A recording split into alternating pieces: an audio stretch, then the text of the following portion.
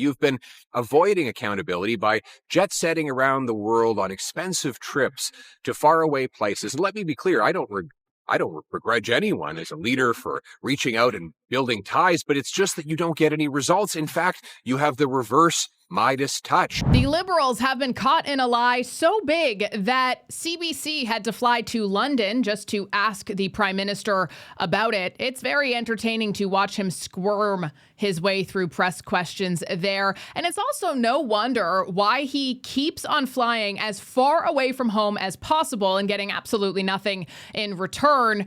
But he does get to avoid accountability when he's simply absent, right? I'm Jasmine Lane. Subscribe, like, follow, comment your thoughts down below and share this video. And also, if exposing record debt, the reality, what Canadians are truly facing, is just complaining, maybe the Liberals should start listening instead of sneering at the opposition so much. Just some food for thought there, but also a narrative that's developing out of it that I can guarantee you is going to be the next Liberal talking point. So it's very important for you to pay attention to so you know how to debunk it when somebody says it to you in real life. All that and so much more coming up today on Over Opinionated.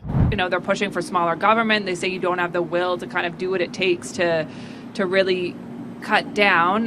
They're also looking for more private healthcare option, different options for independent schools. You've always said you're open to ideas from various political parties. Are you open to any of their ideas? I don't even know who these guys are. They sound like a bunch of radical rights. Folks, I'm not in favor of the radical left and the radical right. This government in Ontario or in Canada, we're prudent fiscal managers, first of all. I'm tough on crime. I'm a prudent fiscal manager. I don't know who these yahoos are. It sounds like some radical right group, probably tied to maybe a federal party or something. I don't have a clue.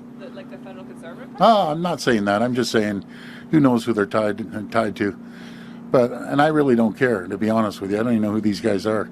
I'm going to focus on our agenda, protecting the people, protecting the economy, creating more jobs, building infrastructure, building the healthcare system. That's what I'm focused on. It's funny. He says he's against the radical left and the radical right. Correct me if I'm wrong. I think that's the first time Doug Ford has ever mentioned the radical left. Yeah, nobody ever talks about them, hey? But it's funny how the second that he gets pressed, and this is just one of those things, he's a closet liberal, so he acts conservative sometimes, and I appreciate it when he does. But he literally falls into the exact same trap that most liberals do, where when somebody questions you and presses you about, statistical data suggesting that you're actually not doing a great job in some sectors, your immediate go-to is to call them a radical right. Oh, probably tied to a federal party. Oh, no, not the conservatives. Oops, I didn't mean to say that. But, dude, seriously? You ever notice how liberals, if they could actually defend their ideas and really explain them, they wouldn't need to lean so hard on these same old slogans and talking points and deflection. The radical right. Shut up already. Think about it. The moment that you question their policies, whether that's taxes or censorship bills, immigration targets, they never give you a real answer. They just call you names. They smear the opposition. Suddenly you're the problem because you asked. Now you're in this labeled category. Whatever happened to equality that they seem to love so much? Only for them. They demand equality and then they treat everybody else so abhorrently. When was the last time you saw a liberal minister, a spokesperson, get asked a question in good faith, and instead of dodging, they laid out a clear, convincing explanation that actually made you think, okay, I get it. Yeah, okay, I see how that policy works. That makes sense. I can't think of one time that has actually happened. It's always the exact same slogans, the same talking points, the same attacks on whoever asked the question. Real leadership is not about repeating lines, shaming your critics. It's about standing behind your ideas that are substantiated, that you can back up because they make sense. And if you can't explain them to people, perhaps the problem isn't the people asking the questions. Maybe the problem is the ideas themselves. Just a thought. Conservatives say you are jetting around but getting nothing done. You've met with numerous leaders while you've been here, but you're not signing a new deal or making, announcing a new partnership. What have you achieved tangibly for Canadians during this trip? Yeah, look, there's a couple of things, Jeremy. One is that, and I would look at what we've done over the course of the last 10 days in Mexico, in New York, in Ottawa, in London.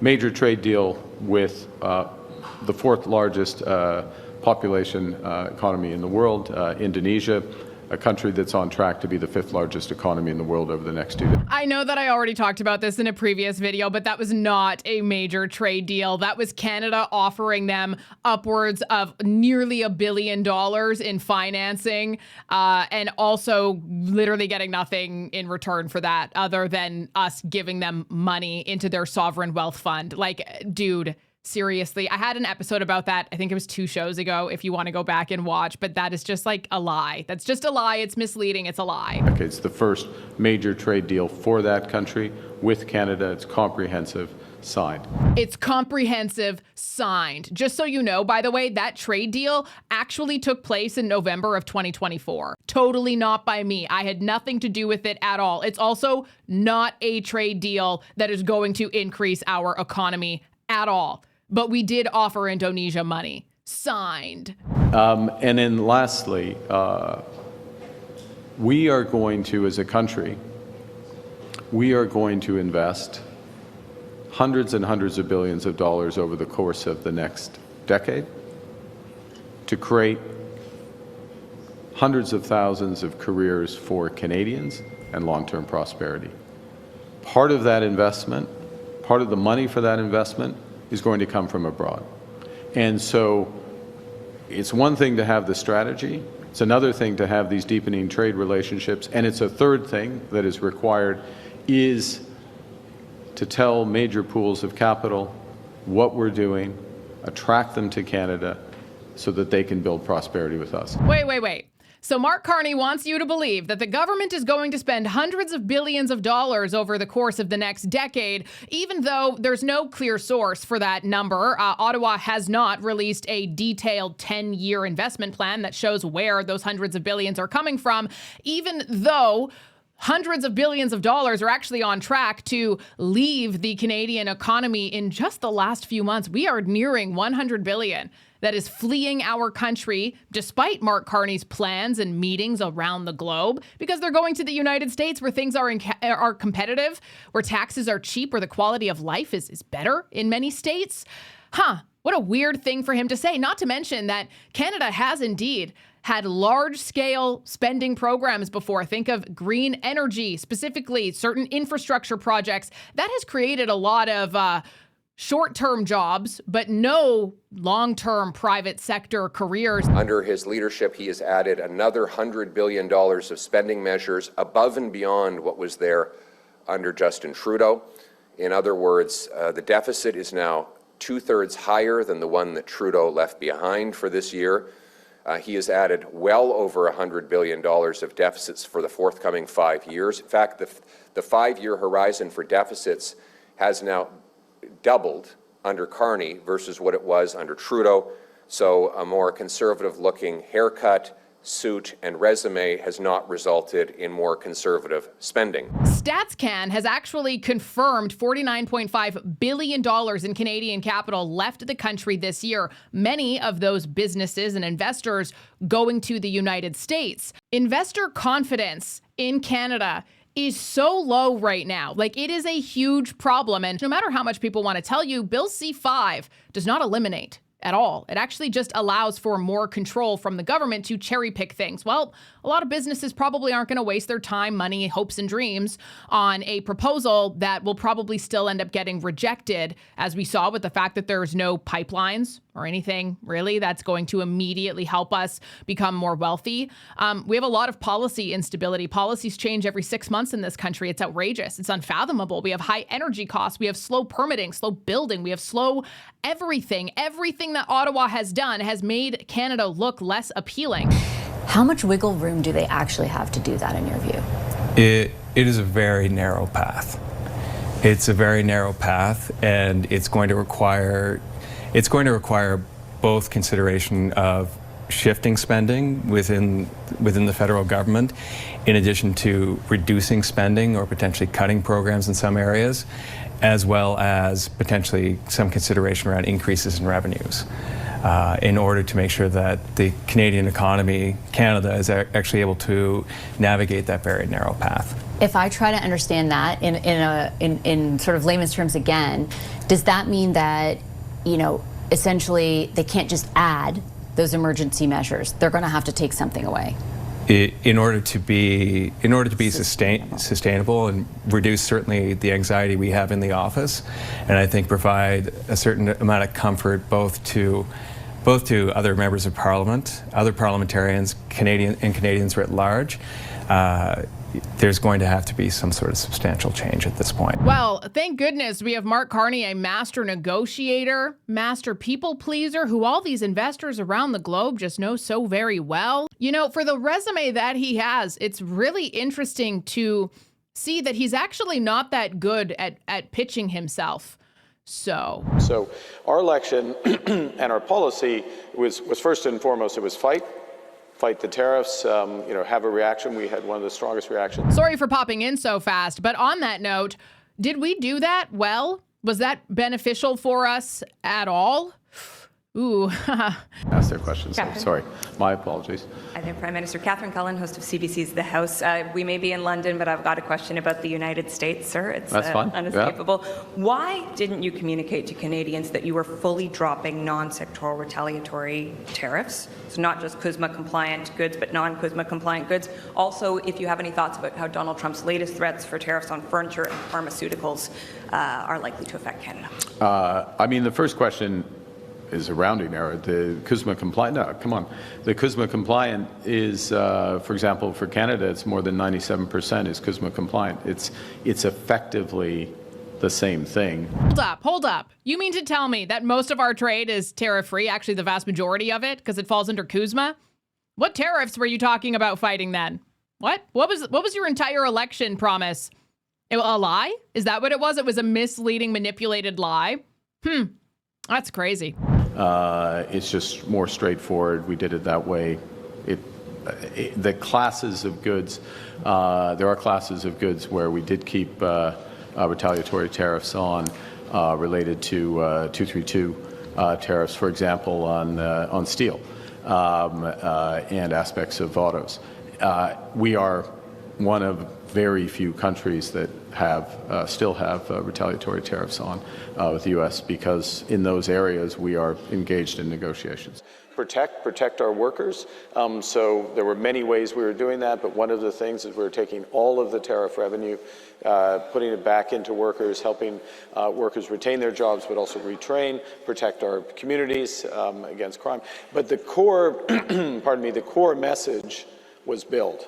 And it was to build in a positive way. You need a positive agenda, and it matters how we build. And I'll just leave you with a couple of core messages that ground our approach in the election, but very much in governing. First and foremost, we can give ourselves more than any foreign government can take away. So our ability to have one Canadian economy, we have a bunch of internal trade barriers, we're removing all of those. Our ability to build for the future new trade corridors, clean energy, artificial intelligence, diversify with partners, all of that is much greater than what could be taken away, even in the worst tariff scenario. So you have a positive element to that. Here's the thing, where if you just think about what he's saying a little bit harder, you would tell yourself, if that was true, why did Canadians panic so much? If that was true, why were you saying that Donald Trump wants to own us? If that was true, why are Canadians struggling so bad? And if that indeed is true, how on earth have you allowed us to suffer like this? For what gain? So you admitted that your government, of whom you were advising for the last 5 years, Justin Trudeau, Chrystia Freeland, all those people you've been buddy-buddy with for many, many years, you admit that you guys did this to us on purpose to enact your fantasy. And now that fantasy, of which, by the way, the end result we're currently facing, was predictable. It was actually shown to you in all of the Q1, Q2, all of the results there. Every single sign pointed your government to this is not working. You need to stop immediately. And you didn't do that. Nope, you did not do that. And only now that we're faced in a situation where you realize that, in fact, we cannot, under current capacity, current regulations, current industry sizes, current anything, infrastructure, we cannot actually give ourselves more than any other country can take away. That's why you're trotting around all over the globe, begging people for deals. We're on the path to being in trouble. So that's what our 5-year forecast, the numbers that we released earlier this week, indicate. That if left unchanged, the fiscal path that the government's currently on will definitely result in us being in quite a bit of trouble and having to make some hard decisions. Now, in getting here, what do you attribute this to? Is this like Donald Trump's trade policies, the roosters coming home to nest, or is this about government spending priorities and not controlling it? I think it's kind of a little bit from column A and a little bit from column B. So there definitely is an impact in comparison to our previous forecast. You can definitely see the impact on the overall growth for the Canadian economy. A larger part of it is the government policy decisions. And therein lies the ideology problem. If we had a government who cared more about its people than doing what was right, then they cared about their ideology, pushing things, forcing things, mandating things that nobody asked for, using tax dollars to prop up industries that don't exist, that they want to make happen so that they can look good on the world stage, so that they could possibly benefit themselves, so that they could possibly benefit their friends who own all of these massive industries that don't work but rely a lot on federal subsidies in most cases. If we had a government who cared more about us than that, if they cared more about us than the show business, we could give ourselves more than any foreign government could take away. But what do you do when you're met with the reality that we can't give ourselves more because our own government takes it away? And of course, get rid of the inflation tax. We're calling for Mark Carney to reverse his new spending increases, cap spending, cut bureaucracy, consultants, foreign aid. We can't give money abroad when we're not feeding our own people at home. Charity starts at home. Cut foreign aid. Put the money into our country. Instead, let's cut back on the handouts to phony asylum claimants. Stop paying for hotels for fake refugees. Get rid of the corporate welfare handouts to Mark Carney's insiders and friends. Let's bring down the deficit so that we don't have to print money anymore. Get rid of the inflation tax so that people's purchasing power lasts longer. One of the most brain-dead takes I have seen so much from the left, and it's starting to resurge, so this is absolutely going to be a narrative that you will witness in mainstream media, I guarantee it, is this way of manipulating things so that the framing is conservatives went from being a government in waiting to a government of just complainers. They just complain about everything the Carney government. Oh, they just complain. No solutions, no plans. They just complain. Here's a reality check for you. Complaints can be empty, or they can be a very valid sign. They can be a very valid, legitimate warning. So the key question is whether or not those criticisms match what is actually happening. And when you go through the rap sheet, the debt, the deficits, the cost of living, the energy, the industry policies, foreign affairs, immigration and labor, every single one of the conservatives' criticisms aren't complaints. No, they're completely valid, every single one of them. But nonetheless, the pundits and the regurgitated headlines and talking points are making their way. So you got to protect yourself against this one, because when liberals say that conservatives are just complaining, the real question is, are they wrong about the concerns and problems they are pointing out? No, they aren't. We have double the U.S. tariffs on Canadian goods, now new and higher tariffs from China on our farmers and fish harvesters, and you're back to the United Kingdom, where the Brits continue to hit our farmers with protectionism that you have not succeeded in removing. You've gotten no results whatsoever. So I do have a suggestion for the next inevitable trip to the United Kingdom that you might make, and that is this: apologize. When you were the governor of the Bank of England, you caused an inflation crisis by printing way too much money. In fact, inflation was far worse in the UK than in neighboring competitor countries. It had the second highest inflation during your time there. In all of the G7, the only country that was worse, unfortunately, was Canada under your protege, Justin Trudeau. And housing. You caused a housing crisis by flooding the market with cheap cash, which of course helped the billionaire class and the insiders, but shut young Brits out of homes. Does that sound familiar? Just like Canada under the Liberal government. Now, if you were to apologize for all those things, it's not just that the Brits would appreciate your contrition, it's that it might signal that you'd learn something from your dreadful economic mistakes. It's not just that the London Telegraph said that you were the unreliable boyfriend of central banking. It's that these terrible policies repeated in Canada could cause even more suffering. By showing that you understand your failings, then maybe you can learn from them. After all, the definition of insanity is doing the same thing over and over again and expecting a different result. I'm Jasmine Lane. Thank you so much for watching today. Be sure to subscribe, follow. I'm on Instagram, TikTok, X, you name it, as well as share this video and comment your thoughts down below. And I will talk to you tomorrow.